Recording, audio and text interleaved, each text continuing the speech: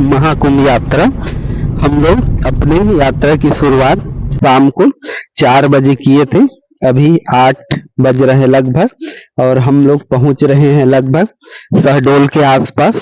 हम लोगों ने अपनी यात्रा की शुरुआत छत्तीसगढ़ के बिलासपुर जिले से किए थे और बिलासपुर से प्रयागराज की दूरी लगभग 470 किलोमीटर के आसपास है। और हम लोग अपनी यात्रा की शुरुआत अपने कार से कर रहे हैं फैमिली के साथ, और काव्य और वैभव भी है दोनों।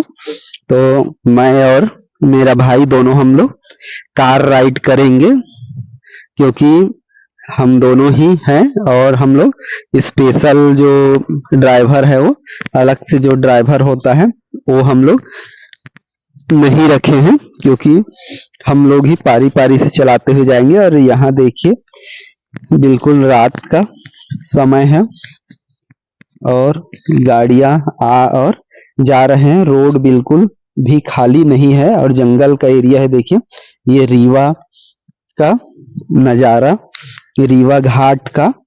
और यहाँ पर जैसे देखिए ये लोग उतर रहे हैं। रीवा घाट बहुत ही बड़ा घाट है।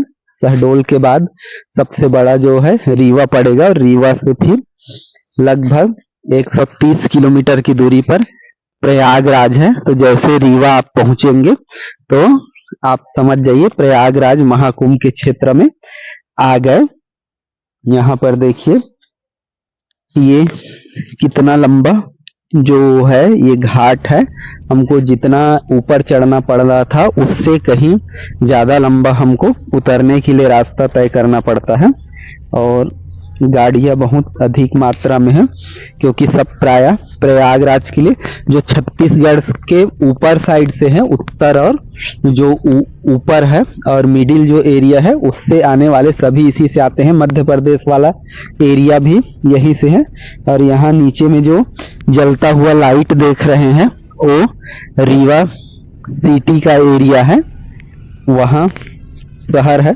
तो हमको शहर में सिटी में यहाँ घुसने की जरूरत नहीं पड़ेगा। प्रायः कोई भी सिटी में हम लोग जैसे यहाँ से शहडोल से क्रॉस किए तो शहडोल में भी बाईपास है कि उसका सिटी का कोई भी एरिया हमको नहीं जाना पड़ा क्योंकि बाईपास ही ज्यादा बेटर रास्ता होता है। सिटी के अंदर वाली रोड में जाएंगे तो वहां पर ट्रैफिक का सामना करना पड़ेगा आपको। तो ये हम लोग निकल रहे हैं वहां से रीवा से।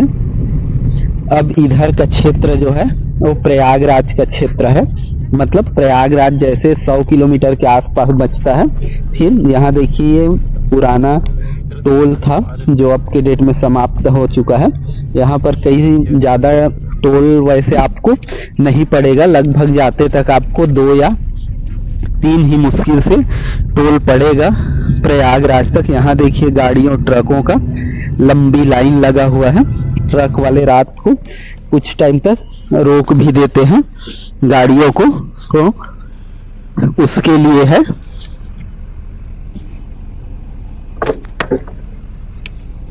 और यहाँ पर देखिए जाम लगा हुआ है। ये देखिए इतना लंबा जाम है जो सारे गाड़ियों का लाइट दिख रहा है वो उधर से आने वालों का है। और यहाँ ये हम लोग ट्रक के पीछे हैं अभी और ये देखिए सभी गाड़ियां आ रहा है उधर से। तो रात के समय भी आपको आने और जाने वालों की संख्या लगभग बराबर मिलेगा। कुछ भी ऐसा नहीं है कि आपको इधर से जाने वाले बस मिल रहे हैं उधर से आने वाले। तो जितने जाने वाले मिलेंगे उतने ही आने वाले मिलेंगे। और गाड़ी ऐसे ही इस रोड में चलेगा क्योंकि जैसे हम लोग 100 किलोमीटर के एरिया में पहुंचते हैं प्रयागराज का तो चारों तरफ से समझ जाइए जिस भी रूट से आए, जैसे छत्तीसगढ़ से आ रहा है, एमपी से आ रहा है, तो सब लोग एक जगह आ जाते हैं समझ जाइए। क्योंकि यहाँ प्रयागराज में प्रवेश करने के लिए क्षेत्र बहुत सारे हो सकते हैं लेकिन मुख्य रूप से 3-4 एरिया ही है जहाँ से प्रवेश होता है यहाँ। तो यहाँ फिर जो ट्रैफिक है उसका दबाव बढ़ने लगता है। और मेरा एक सजेशन है आपको कि आप यहाँ तक आते हैं तो आप एक अपना ड्राइवर जरूर रखिए ताकि आपको आराम मिले, क्योंकि यहाँ आपको बहुत दूर तक या बहुत ज़्यादा समय तक ड्राइविंग करना पड़ता है। हम लोग स्पेशलाइज नहीं है उसमें, हम लोग 2 घंटे 3 घंटे के लिए बेहतर है कि हम लोग चला सकते हैं, लेकिन 10 से 12 घंटा यदि गाड़ी चलाना हुआ तो सिंपल जो कार ड्राइवर होता है या कार चलाते हैं उनके लिए पॉसिबल नहीं है। तो ऐसे भीड़ में और ऐसे रात को चलाना हो तो कार ड्राइवर का जरूर इस्तेमाल कीजिए, या आप लोग आते हैं तो हमारे जैसे कम से कम 2 लोग आइए ताकि एक चलाए और दूसरा रेस्ट करे। अब हम लोग 2 हैं तो हमको उतना ज़्यादा दिक्कत नहीं हो रहा है, क्योंकि एक के बाद हम लोग दूसरा मेंटेन कर रहे हैं। तो या तो 2 लोग रहिए सिंपल ड्राइविंग में जो लोग करते हैं, और यदि परमानेंट ड्राइवर है तो एक ड्राइवर रहेगा तो भी सफिशिएंट है। तो यहाँ पर देखिए गाड़ी, कोई भी जगह आपको गाड़ियों की संख्या आपको कम नहीं मिलेगा। यहाँ बिल्कुल लाइन से अभी तक कितने किलोमीटर का हम देखेंगे और चल ही रहे। यहाँ देखिए एक और घाटी पड़ा, उधर से आते हैं तो रीवा बस पूरा घाटी पड़ा, बाकी हमको देखेंगे तो 1-2 घाटी हमको उतरना ही पड़ रहा है। तो यहाँ पर भी देखिए ये घाटी का उतार हिस्सा है, यहाँ पर जाम लगा है। जो इससे पहले वाला जाम है वो मेन रोड में जाम लगा था, ये घाट में जाम लगा है। तो यहाँ देखिए कि बिल्कुल नीचे तक आपको दिखाई देगा। तो ये भी बहुत प्रॉब्लम वाली चीज़ है। और रात के समय घाटों पर गाड़ी को धीरे ही चलाएं, सभी सीट बेल्ट का उपयोग करें, ये बहुत ज़रूरी है। तो ये चीज़ का हमको ध्यान रखना है। पीछे वाले को भी सीट बेल्ट लगा लेना है, क्योंकि गाड़ी इस समय आगे पीछे गाड़ी चलता है तो ब्रेक वगैरह, ये देखिए शीशा में भी देख सकते हैं पीछे का नज़ारा, आगे का भी आप देख सकते हैं। हम लोग बिल्कुल टर्निंग के ट्रक के पीछे लगाए हैं गाड़ी, और इधर बिल्कुल हाई सा है। तो यहाँ क्योंकि रोड उतना ज़्यादा एकदम अच्छा भी नहीं है, चौड़ा भी नहीं है, टर्निंग थोड़ा शार्प है, इसलिए भी यहाँ पर जाम की नौबत आ जाता है। और या ओवरलोड गाड़ी होता है, ट्रकें होता है, तो उनको चढ़ने में क्योंकि वो लोग वास्तव में मोड़ नहीं पाते गाड़ी को बिल्कुल आसानी से, उसके कारण भी फिर रात को इस टर्निंग के बाद हम लोग थोड़ा सा विश्राम किए थे, सो गए थे 5 बजे से लगभग 6:30 के आसपास तक 1-1.5 घंटे। उसके बाद हम लोग फिर से 7 बजे के आसपास निकले हैं। और जैसे निकलते हैं हम, ये देखिए यहाँ पर भी फिर से ये उतार सा एरिया, रोड बिल्कुल आपको साफ सुथरा ही मिलेगा, मिर्जापुर रोड। तो वहाँ से हम लोग चलते हैं फिर से प्रयागराज की ओर। लगभग अब 40 से 50 किलोमीटर की दूरी हमको बचा है, और हम लोग मैप का ही उपयोग कर रहे हैं, क्योंकि हम लोग इधर फर्स्ट टाइम ही आए हैं तो इधर हमको अनुभव नहीं है, तो मैप का सहारा लेके ही हम लोग आ रहे हैं। लेकिन इसका भी बिल्कुल अपना मज़ा है, रात का सफ़र। और ट्रैफिक के कारण आपको ज़रूरी नहीं है कि जिस टाइम सोचे रहोगे आप उसी टाइम प्रयागराज पहुंच जाओगे, क्योंकि आपको बीच बीच में ट्रैफिक का सामना करना पड़ेगा। तो अब यहाँ से हम लोग मिर्ज़ापुर रोड से अंदर घुस चुके हैं, और ये हमको अंदर मतलब माँ यमुना को पार करके अंदर क्षेत्र में प्रवेश करा देगा, जहाँ से संगम जो है वो 50 किलोमीटर की दूरी पर पड़ेगा, ऐसा मैप में दिखा रहा है। तो यहाँ से हम लोग चलते हैं थोड़ा पुल, और ये थोड़ा सा कच्ची पड़ता है पुल के जाते तक, तो इसमें कई लोग नहीं भी आते, मतलब लेकिन उतना खराब नहीं, गाड़ी चलने लायक है। बड़ी गाड़ियों के लिए दिक्कत है थोड़ा, ट्रक वगैरह के लिए, बाकी छोटी गाड़ी जो है कार वगैरह वो प्रायः इसी में से आ रही, जितने भी महाकुंभ वाले हैं लगभग इसी से आ रहे हैं। ये देखिए बस भी आ रहा है, और यहाँ पर ये सूर्य दिख रहे हैं लाल कलर में, बिल्कुल सवेरे का समय लगभग 8 के आसपास, और ये माँ यमुना का नज़ारा आप देख सकते हैं। जय माँ यमुना।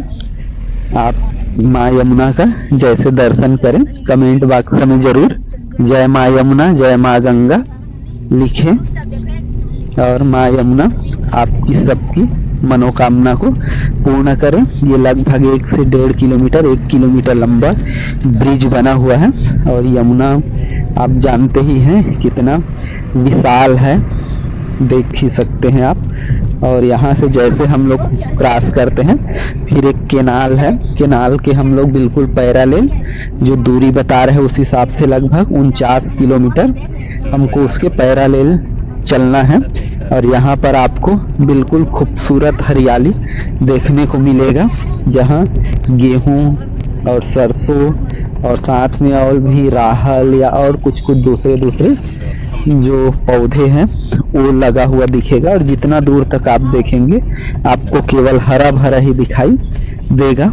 तो ये इस तरफ का, इसके बाद हम लोग पहुंचते हैं सिटी एरिया में और यहाँ पर आपको जगह जगह पुलिस वाले मिलेंगे। और यहाँ पर थोड़ा सा कई जगह रूट को मोड़ा गया है, जो थोड़ा बाहर साइड में है, तो हमको भी 2-4 किलोमीटर दूसरे तरफ भेजा गया और वहां से फिर हम लोग टर्न लेके जो रास्ता खुला था उसमें से वापस आना पड़ा। कई जगह बैरिकेड्स लगा दिया गया है, जो रास्ता सिंपल दिनों में खुला रहता है उसको अभी महाकुंभ के दौरान बैरिकेड से बंद कर दिया गया है, उसको आम नहीं रखा गया है। हो सकता है मतलब कुछ दिन में खोले, या जरूरी नहीं है कि महाकुंभ तक वो खुल जाए। और ट्रैफिक यहाँ पर, ट्रैफिक में आप देखेंगे जो चौक चौराहे हैं उसमें कोई भी जो ऑटोमेटिक जो लाइट जलता है वो वाला नहीं लिखा है। यहाँ पर देखिए ये हम लोग पहुँच गए हैं, संगम का ये क्षेत्र लिखा है और इधर लिखा है झलवा, सीधा जाएंगे तो और राइट साइड में संगम का क्षेत्र है। तो यहाँ से हमको गोल मोड़ के राइट साइड में जाएंगे तो संगम की ओर जाना पड़ेगा। तो यहाँ से हम लोग संगम की ओर चलेंगे।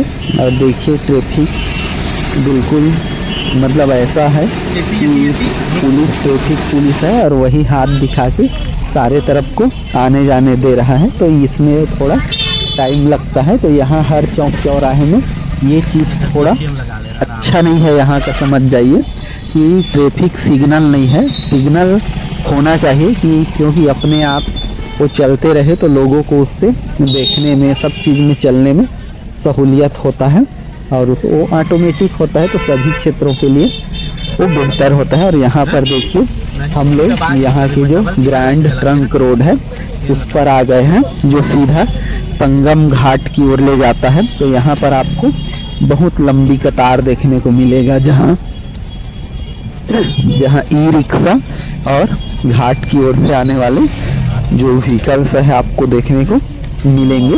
और देखिए हम लोग कैसे बिल्कुल धीरे धीरे आगे बढ़ते हुए, तो ये मुख्य रूप से इधर का हाल है। लेकिन सबसे मेन आपके लिए ये गुड न्यूज़ है कि यहाँ पर ट्रैफिक अब आपको सीधा संगम घाट की ओर भी जाने दिया जा रहा है। तो ये सबसे बड़ी बात है, ये सब संगम की ओर से आ रहे हैं, चाहे ई रिक्शा हो, वैन हो, चाहे ऑटो हो। ज़्यादातर आपको ई रिक्शा दिखेंगे क्योंकि ई रिक्शा ज़्यादा चल रहा है यहाँ पर, क्योंकि कार से तो सब लोग नहीं आते, मुश्किल से 10 से 20% लोग ही कार वगैरह से आते हैं। बाकी बसेस वगैरह, तो इस लाइन में बस वगैरह तो यहाँ इस गली में नहीं आ सकता। केवल जो छोटी गाड़ियाँ, छोटी गाड़ियाँ कहने का मतलब जो वैन सा है या मार्शल है या स्कॉर्पियो है, ऐसा स्कॉर्पियो के लिए भी वो थोड़ा चौड़ी हो जाता है, तो उनके लिए भी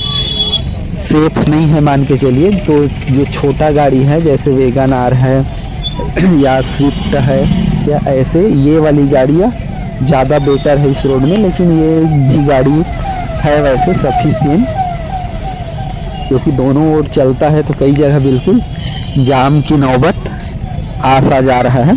मोड़ने में देखिए ये ई रिक्शा वाले थोड़ा ज़्यादा मात्रा में यहाँ पर मिलेंगे। और मैं ये आपको दिखा रहा हूँ कि कैसे इतना अधिक मात्रा में आपको ऐसे ट्रैफिक मिलेगा, या आपको चलने में भी दिक्कत होगा। मतलब आप उतना नहीं चल सकते, आप कार में हैं लेकिन आप चलेंगे तो लगभग पैदल या थोड़े से जो रिक्शा साइकिल वाला होता है उसी के गति में चल सकते हैं। आप कार की गति में इस रोड में नहीं चल सकते। तो ये कर लेंगे ना, खास बात है इस रोड का, मतलब आने जाने में आपको लेट होगा। तो यही है कि आपको एक सजेशन है कि आप ड्राइवर के साथ आइए, साथ में यहाँ पर जो भी प्लान करते हैं कि हम इतने किलोमीटर चलते हैं 1 मिनट में, इतने मिनट में, तो वो चीज़ यहाँ पर जैसे 100 किलोमीटर के एरिया में प्रवेश करेंगे आप प्रयागराज के, तो वो जो रूल्स है कि हम इतने मिनट में इतना चलते हैं वो पॉसिबल नहीं होगा। और जब आप सिटी में प्रवेश करेंगे प्रयागराज के, तब यहाँ पर ये संभव हो कि आप पैदल के बराबर ही चलें लेकिन कार में चलें, तो ये भी संभव हो सकता है। तो उतना ये चलना पड़ेगा। यहाँ देखिए फिर से 1.7 किलोमीटर खड़े हो गए और जाम का कंडीशन। और स्कूटी बाइक में कोई भी दिक्कत नहीं है क्योंकि स्कूटी बाइक हर ओर जा रहे हैं। यहाँ पर बाइक वाले भी हैं जो रेंट में आपको मतलब एक निश्चित फेयर लेके, मतलब किराया लेके आपको आपके गंतव्य तक छोड़ देंगे। स्कूटी वाले भी हैं, लेकिन ये लोग अपना मनमाना करते हैं, रेट बिल्कुल ये अपना तय करते हैं। तो उनसे पहले कीमत जांच ले, पूछ ले, उसके बाद ही कोई भी बाइक सवार या स्कूटी को यूज करें। साथ में यहाँ ई रिक्शा की बात करें तो ई रिक्शा वाले भी बहुत अधिक चार्ज करते हैं। आप थोड़ी दूर भी जाएंगे, चाहे 100 मीटर जाएं या 50 मीटर, आपसे 50 रुपये पर हेड से कम नहीं लिया जाएगा, क्योंकि किराया ही 50 और 100 का ये लोग तय कर दिए हैं कि आप 50 मीटर जाओ तो 50 रुपये, 100 मीटर जाओ या उससे ऊपर तो 100 रुपये, ऐसा सा ये लोग अपना रेट निर्धारित कर दिए हैं। और ज़्यादा दूर और जाओ तो और उसके हिसाब से पैसा ये लोग ले सकते हैं। मतलब पहले कीमत पूछ लीजिए स्कूटी या इससे। लेकिन ये लोगों का उपयोग बहुत ज़्यादा लोग कर रहे हैं क्योंकि हमको इतनी दूर चल पाना भीड़ में संभव नहीं है। अब आगे हम लोग आ गए हैं संगम क्षेत्र की ओर और पास में, और यहाँ पर देखेंगे आप कि लोग पैदल वहाँ से संगम स्नान करके अपने घर के लिए स्टेशनों की ओर या अपने जो भी साधन है उधर अब लोग जा रहे हैं। और ये है, हम लोग आ गए हैं नैनी ब्रिज और यहाँ से हम लोग जाएंगे पार्किंग। ये माँ यमुना का नज़ारा आप देख सकते हैं। हमको फिर से यमुना को क्रॉस करके नैनी साइड आना पड़ रहा है क्योंकि संगम क्षेत्र में हमको जो है वो पार्किंग के लिए जगह नहीं मिला क्योंकि लेट हो गए हम लोग। तो यदि आप भी सुबह के बाद लेट होते हैं तो आपको भी वहाँ पार्किंग की सुविधा नहीं मिलेगी, या पार्किंग सुबह 6-7 बजे तक ही मिलता है, उसके बाद वहाँ पार्किंग बंद हो जाता है संगम क्षेत्रों में। तो यदि यहाँ पहुँचना चाहते हैं आप संगम क्षेत्र में गाड़ी लगाने के लिए तो आपको सुबह 6 बजे के आसपास तक पहुँच जाना चाहिए, या लेट नाइट पहुँचते हैं तो भी वहाँ। और यहाँ पर भी जाम का हमको सामना करना पड़ा नैनी ब्रिज में, और उसके बाद आ गए हम लोग पार्किंग साइड में। और ये है नैनी ब्रिज, ऊपर से हम लोग जा रहे हैं नीचे पार्किंग एरिया में, और यहाँ से फिर हम लोग चलेंगे। यही जस्ट पास में ही है अरेल घाट, और अरेल घाट सबसे नया और सबसे बेहतरीन घाट है जिसको VIP घाट भी बोला जाता है। बहुत ही सुंदर क्योंकि नया बना घाट है, और यहाँ से आपको बोटिंग की सुविधा मिल जाएगी। तो यहाँ आकर आप बोटिंग का उपयोग कर सकते हैं और संगम में स्नान कर सकते हैं। धन्यवाद।